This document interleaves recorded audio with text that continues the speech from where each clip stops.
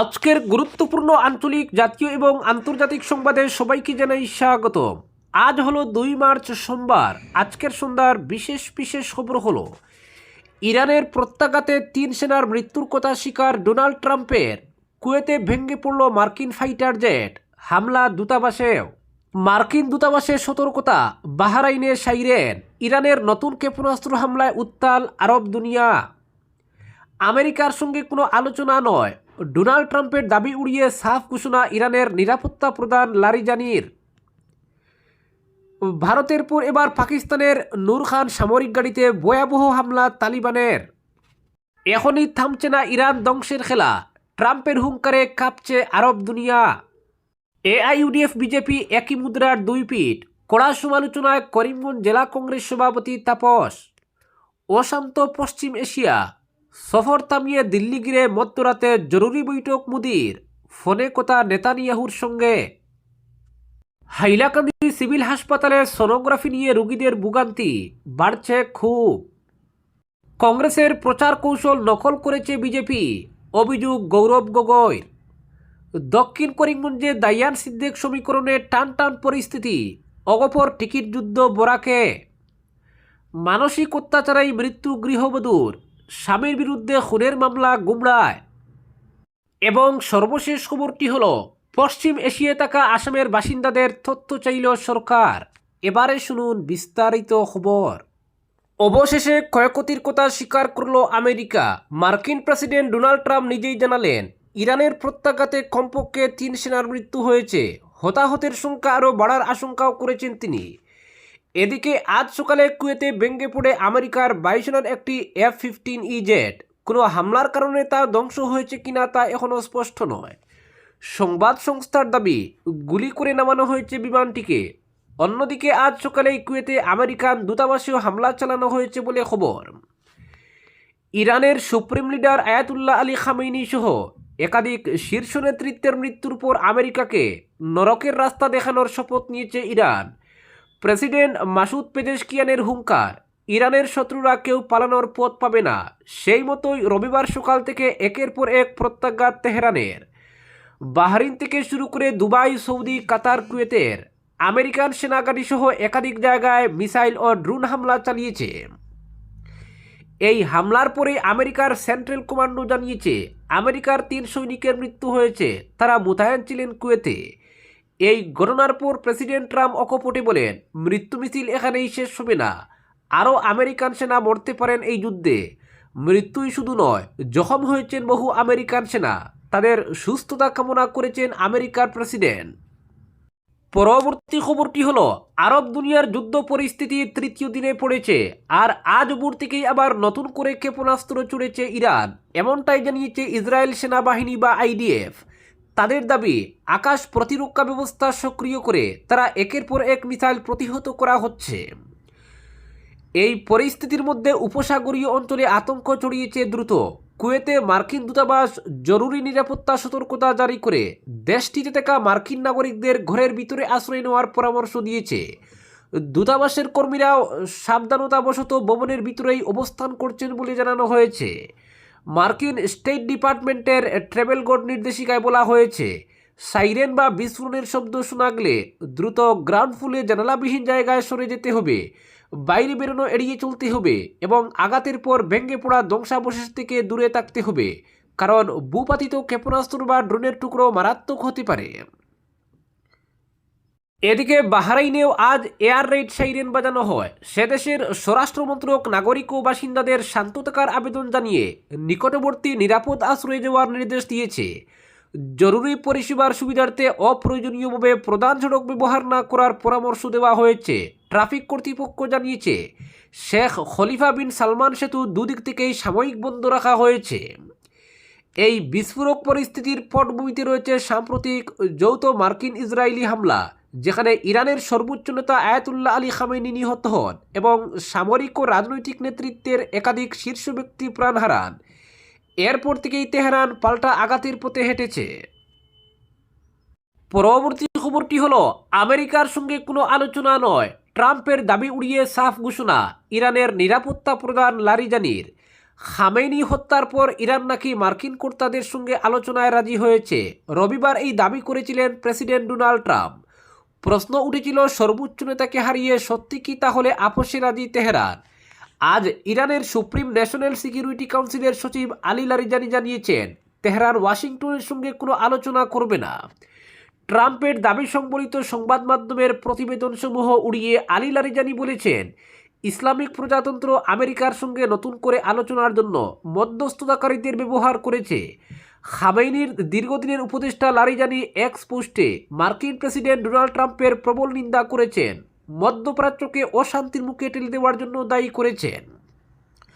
Larijani বলেছেন যে তার মিথ্যা আশা নিয়ে ট্রাম্প মধ্যপ্রাচ্যকে বিশৃঙ্খলার মধ্যে ফেলে দিয়েছেন। এখন আমেরিকার সৈন্যদের আরও হতাহতের বিষয়ে তিনি চিন্তিত। তিনি আরও যোগ করেছেন যে মার্কিন প্রেসিডেন্ট তার আমেরিকা ফার্স্ট স্লোগানকে ইসরায়েল ফার্স্টে বদলে দিয়েছেন এবং ইসরায়েলের ক্ষমতার জন্য মার্কিন সৈন্যদের বলি করেছেন। ৬৭ বছর বয়সী আলী লারিজানি ইরানের রাজনৈতিক ও নিরাপত্তা প্রতিষ্ঠানের অন্যতম শক্তিশালী ব্যক্তিত্ব, ইসলামিক রেভলিউশনারি গার্ড কর্পসের একজন প্রাক্তন কমান্ডার এবং দীর্ঘদিনের রক্ষণশীল রাজনীতিবিদ। লারিজানি বর্তমানে ইরানের শীর্ষ জাতীয় নিরাপত্তা সংস্থা সুপ্রিম ন্যাশনাল সিকিউরিটি কাউন্সিলের সচিব হিসেবে দায়িত্ব পালন করছেন। পরবর্তী খবরটি হলো, ভারতের পর এবার পাকিস্তানের নূর খান সামরিক গাড়িতে ভয়াবহ হামলা তালিবানের। একদিকে ইসরায়েল আমেরিকা ইরানের সঙ্গে, অন্যদিকে আফগানিস্তান পাকিস্তানের সঙ্গে যুদ্ধে জড়িয়েছে। যত সময় যাচ্ছে ততই বাড়ছে উত্তেজনা। যুদ্ধ থামার বদলে উল্টে রক্ত ঝরছে, সেই সঙ্গে লাফিয়ে বাড়ছে প্রাণহানির সংখ্যা। এই আবহেই এবার পাকিস্তানের গুরুত্বপূর্ণ সামরিক এলাকা রাওয়ালপিন্ডির নূর খান বিমান ঘাঁটি, কুয়েটার 12তম কর্পস, খাইবার পাখতুনখোয়ার মোহাম্মদ এজেন্সি এলাকা এবং গালানি সামরিক ঘাঁটি লক্ষ্য করে হামলা চালিয়েছে তালিবানরা। আফগানিস্তানে ক্ষমতায় থাকা আফগান তালিবানের প্রতিরক্ষা মন্ত্রক দাবি করেছে যে তারা বেশ কয়েকটি গুরুত্বপূর্ণ পাকিস্তানি সামরিক এলাকার বিরুদ্ধে সফলভাবে বিমান হামলা চালিয়েছে। জানানো হয়েছে, আফগান ভূখণ্ডে পাকিস্তান সাম্প্রতিক বিমান হামলার জবাবে এই পদক্ষেপ নেওয়া হয়েছে। এই প্রসঙ্গে জানিয়ে রাখা ভালো, কাশ্মীরের পহেলগাঁও হামলার জবাবে ভারত পাকিস্তানের নূর খান বিমান গাড়িতে হামলা চালিয়েছিল। সেই ধাক্কা কাটিয়ে উঠতে না উঠতেই এবার আফগানিস্তানও ওই একই সামরিক এলাকায় হামলা চালালো। তালিবানদের দাবি, এই হামলার ফলে পাকিস্তানের ব্যাপক ক্ষয়ক্ষতি হয়েছে। এই হামলা চালানোর আগে পাকিস্তান কাবুল এবং বাগরাম বিমান গাড়িতে আক্রমণ করেছিল। তালিবানরা এক বিবৃতিতে জানিয়েছে, যদি পাকিস্তান তাদের আকাশসীমা লঙ্ঘন করে অথবা আবার কোনো আক্রমণাত্মক পদক্ষেপ নেয়, তাহলে তাদের কঠোর ও প্রতিশোধমূলক পদক্ষেপের মুখোমুখি হতে হবে। প্রসঙ্গত, আফগানিস্তানের রাজধানী কাবুলে প্রচণ্ড বিস্ফোরণের শব্দ শোনা যায়। তালিবান সরকার জানিয়েছে, তাদের সেনাবাহিনী পাকিস্তানের বিমানের উপর গুলি চালিয়েছে। দুই দেশের মধ্যে চলমান সংঘাত টানা চতুর্থ দিনে প্রবেশ করেছে।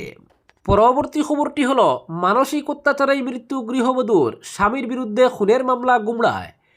ভিনধর্মী মহিলার সঙ্গে পরকীয়া সহ নিজের বিবাহিতা স্ত্রীকে শারীরিক ও মানসিক নির্যাতন, ফলশ্রুতিতে শেষ পর্যন্ত আত্মহত্যার প্রতি বেছে নিতে বাধ্য হয়েছেন দুই সন্তানের মা। এমনই অভিযোগ মৃত গৃহবধূর বাড়ির লোকজনদের। জানা গেছে, শনিবার সকাল 11:30 নাগাদ পশ্চিম কাটিগুড়ার নাতানপুর গ্রামের কৃপেন নমশূদ্রের স্ত্রী অনিতা নমশূদ্রকে নিজের বাড়িতেই গলায় শাড়ি পেঁচিয়ে ঝুলন্ত অবস্থায় প্রথম দেখতে পায় তারই 7 বছরের মেয়ে। ঘটনাটি জানাজানি হবার পর ওই গৃহবধূ অনিতার বড় বোন স্বাতী রায় সহ অন্য আত্মীয়রা শ্রীভূমির সুপ্রাকান্তি থেকে ছুটে আসেন নাতানপুরে। তারা মৃতদেহের অবস্থা দেখেই যোগাযোগ করেন গুমরা পুলিশের সঙ্গে। পুলিশ অবশ্য এর আগেই ব্যাপারটি জেনে মৃতদেহ নিজেদের কাছে সমঝে নিয়েছিল। শনিবার সন্ধ্যায় গুমরা পিআইসিতে গৃহবধূ অনিতার অস্বাভাবিক মৃত্যুর জন্য তার স্বামী কৃপেন নমশূদ্রের বিরুদ্ধে এক এজাহার দায়ের করেন মৃতার বড় দিদি সীতা রায়। এজাহারে উল্লেখ করা হয়েছে, 8 বছর আগে অনিতা ও কৃপেনের সামাজিকভাবে বিয়ে হয়েছিল। বিয়ের প্রায় 3 বছর পর কৃপেন গ্রামেরই এক ভিনধর্মী মহিলার সঙ্গে অনৈতিক সম্পর্কে জড়িয়ে পড়ে। এ নিয়ে স্বামী স্ত্রীর মধ্যে অনেক ঝগড়া বিবাদও হয়েছে। দিন দশেক আগে অভিযুক্ত কৃপেনকে ওই মহিলার সঙ্গে আপত্তিজনক অবস্থায় দেখে ফেলেন গ্রামের মানুষ। তাকে হাত পা বেঁধে এনে গ্রামীণ বিচার হয় তারই বাড়িতে। সবাই হাতে পায়ে ধরে কৃপেন আর এরকম কাজ করবে না বলে শপথ নিলেও ওই রাতেই ঘরের জানালা দিয়ে বেরিয়ে যায় সে। এসব বয়ান পুলিশের কাছে দিয়েছে কৃপেন অনিতার শিশু সন্তান। এই ঘটনার পরে স্বামী স্ত্রীর মধ্যে বিষয়টি নিয়ে ছোটোখাটো বাদানুবাদ চলে আসছিল প্রতিদিনই। শনিবার সকালেও কৃপেন ও অনিতার মধ্যে কোনো বিষয় নিয়ে কথা কাটাকাটি হয়। এদিন সকাল 10:30 নাগাদ নিজের বড় মেয়েকে স্নান করিয়ে পাঠিয়ে অনিতা শাড়ি দিয়ে ঘরের একটি কক্ষে ঝুলে পড়েন। প্রসঙ্গত ওই সময় স্বামী কৃপেন নমশূদ্র বাঁশবেত কাটতে গ্রামের অন্য প্রান্তে গিয়েছিল। এসব তথ্য পুলিশকে জানিয়েছে কৃপেন অনিতার বড় মেয়ে।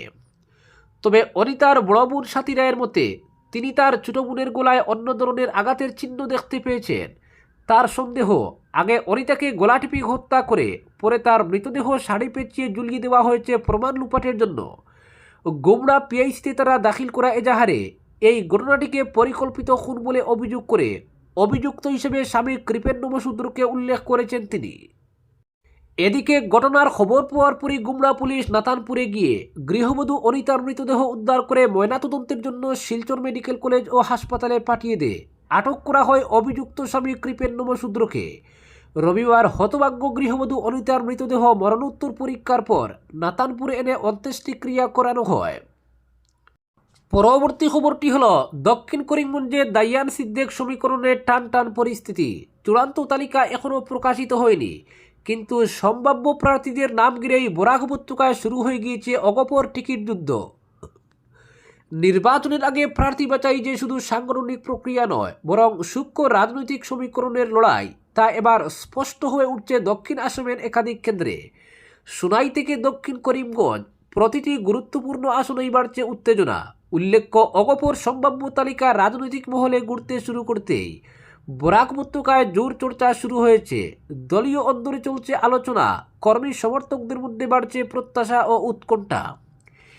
একাধিক কেন্দ্রে একাধিক নাম সামনে আসায় পরিস্থিতি আরও জটিল হয়েছে। সোনাই কেন্দ্রে সম্ভাব্য প্রার্থী হিসেবে করিমউদ্দিন ভুইয়া ও আয়েশা সুলতানা চৌধুরীর নাম ঘুরছে। সংখ্যালঘু অধ্যুষিত এই কেন্দ্রে দল কোন বার্তা দিতে চায় তা এখন বড় প্রশ্ন। পরিচিত ও পরীক্ষিত মুখকে সামনে আনা হবে, নাকি নতুন সমীকরণে চমকে দেওয়া হবে, এই নিয়ে দলীয় অন্দরে মত পার্থক্যের ইঙ্গিত মিলছে। ফলে শেষ মুহূর্তে অঙ্ক বদলানোর সম্ভাবনা উড়িয়ে দেওয়া যাচ্ছে না। তবে সব আলোচনার কেন্দ্রবিন্দু হয়ে উঠেছে দক্ষিণ করিমগঞ্জ কেন্দ্র। সম্ভাব্য তালিকায় দাইয়ান হোসেন ও সিদ্দিক আহমেদের নাম উঠে আসতেই রাজনৈতিক সমীকরণ নতুন মোড় নিয়েছে। দাইয়ান এবং সিদ্দিকের লড়াইটাও জমে উঠছে। যদিও শেষ পর্যন্ত সিদ্দিক টিকিট পাবেন কিনা সেটাই হবে দেখার মতো। সূত্র বলছে, সিদ্দিকের শারীরিক অসুস্থতার জন্য হয়তো অগপ নেতৃত্ব টিকিট দেওয়ার ক্ষেত্রে বেশ কয়েকবার ভাবছে। যদি এমনটাই হয় তাহলে সিদ্দিক ঘনিষ্ঠ একজন ব্যক্তিকে যেন টিকিট দেওয়া হয়, এর জন্য দৌড়ঝাঁপ করছেন বিধায়ক সিদ্দিক। এই খবর বিশেষ সূত্রে জানা গেছে। দক্ষিণ করিমগঞ্জে দুই সম্ভাব্য শিবিরের কর্মীরাই ইতিমধ্যে সক্রিয় হয়ে উঠেছেন। দলীয় বৈঠকের বাইরে অনানুষ্ঠানিক আলোচনাও চলছে জোর কদমে। সমর্থকদের মধ্যে তৈরি হয়েছে নীরব বিভাজন। কে শেষ পর্যন্ত দলীয় নেতৃত্বের আস্থা অর্জন করবেন, সেটাই এখন মূল প্রশ্ন। অন্যদিকে আলগাপুর কাটলিজোড়া কেন্দ্রে কামাল ইসলাম চৌধুরীর নাম সম্ভাব্য প্রার্থী হিসেবে সামনে এলেও শেষ মুহূর্তে সমীকরণ বদলানোর সম্ভাবনা উড়িয়ে দেওয়া যাচ্ছে না। সীমান্তবর্তী ও রাজনৈতিকভাবে স্পর্শকাতর এই আসনে সামাজিক ভারসাম্য ও জোট রাজনীতির প্রভাব যথেষ্ট। ফলে চূড়ান্ত সিদ্ধান্ত নেওয়ার আগে একাধিক দিক খতিয়ে দেখা হচ্ছে বলে জানা গিয়েছে। তবে দলীয়ভাবে এখন পর্যন্ত কোনো তালিকা আনুষ্ঠানিকভাবে ঘোষণা করা হয়নি। অগপ সূত্রের বক্তব্য, জোটের আসন সমঝোতা, স্থানীয় রাজনৈতিক বাস্তবতা এবং সংগঠনের শক্তি সব দিক বিবেচনা করেই চূড়ান্ত তালিকা প্রকাশ করা হবে। ফলে বর্তমানে যে সম্ভাব্য নামগুলি সামনে এসেছে তাতে পরিবর্তনের সম্ভাবনা একেবারেই উড়িয়ে দেওয়া যাচ্ছে না। সম্ভাব্য তালিকা ঘিরে বরাক উপত্যকায় রাজনৈতিক তাপমাত্রা ইতিমধ্যে কয়েক ডিগ্রি বেড়েছে।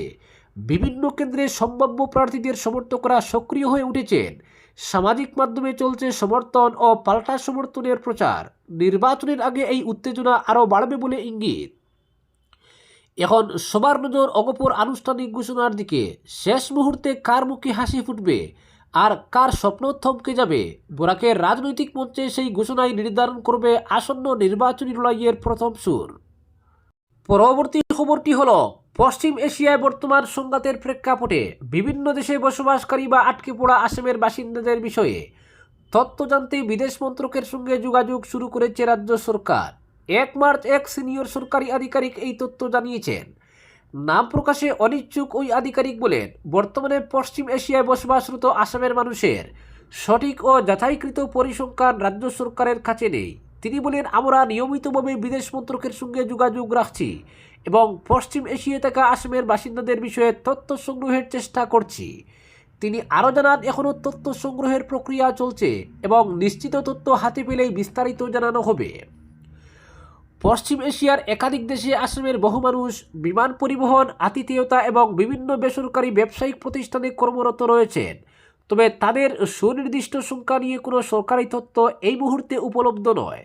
এই উদ্যোগ এমন এক সময় নেওয়া হয়েছে যখন ওই অঞ্চলে সামরিক উত্তেজনা চরমে পৌঁছেছে। শনিবার আমেরিকা এবং ইসরায়েল যৌথভাবে ইরানের উপর হামলা চালায়। রবিবার ভোরে হামলার জেরে ইরানের সর্বোচ্চ নেতা আয়াতুল্লাহ আলী খামেনি নিহত হয়েছেন। সংঘাতের জেরে পশ্চিম এশিয়ার বিস্তীর্ণ আকাশপথে বিমান চলাচল ব্যাহত হয়েছে। হামলা এবং তার জবাবে ইরানের পাল্টা পদক্ষেপের পর আকাশসীমা নিষেধাজ্ঞার কারণে শতাধিক বিমান বাতিল বা অন্য পথে ঘুরিয়ে দেওয়া হয়েছে।